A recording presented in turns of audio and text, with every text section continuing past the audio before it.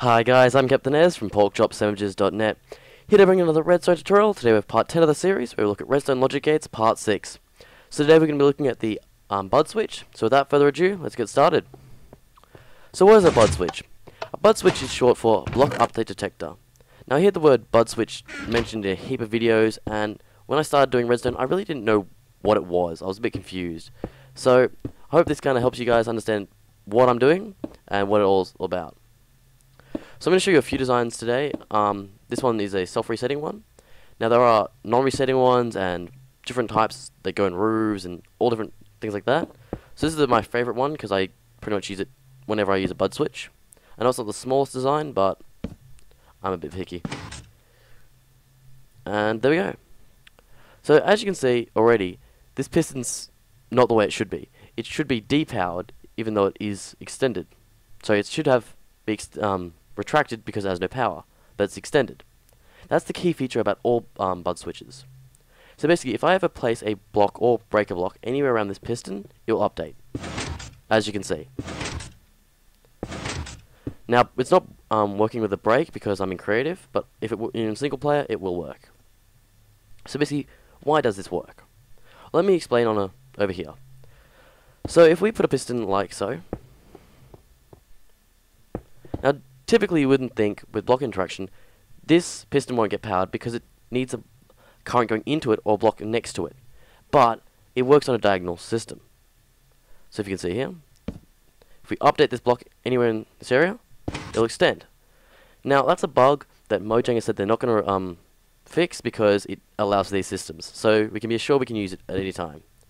Now as you can see, it's not actually currently working, it's not retracting because there's still power to it.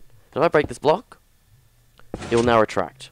This is what we call a single-use bud switch. Now I can extend it again if I punch it in. And there we go. So that's the simple idea of what a bud switch is. What I'm going to do is I'm going to show you a better version that can be used in a roof. I seem to always get this one wrong, but hopefully I get it right this time.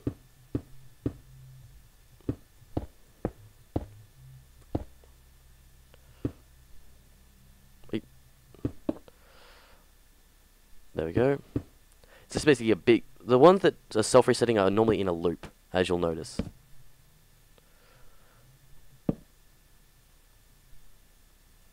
And I think that should do it. There we go. So as you can see, it's the same principle. The power is coming diagonally from this block here. When it updates, the block extends, allowing current to run through, turning it off, allowing it to reset again. Very simple. Now this is another design that I like using because you can have it in the roof. Now what I'm going to do is I'm going to take you outside where all my other builds are and show you another build.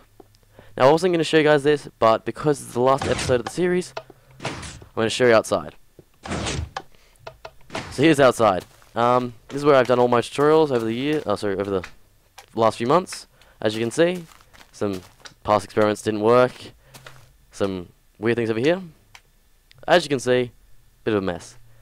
But here's another design I've been using. So it's a lot thinner. It's only one block thin, thick as you can see. But it's the same principle. Power's coming from diagonal, from this torch here. Same principle as this system here. So as you can see, I can pretty much just put this in a roof. So say if we just dig down and have a base down here. If someone comes along and break this block, it'll update.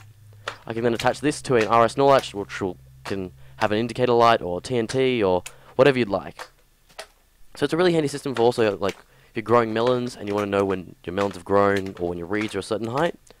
I might do a tutorial later on how to do that, but for now I think it's kind of self-explanatory. So that's the bud switch, or the block updated switch.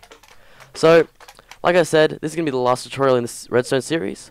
So if there's anything you think I've missed or you'd like me to explain for you guys, please just leave a comment below and I'll get to it.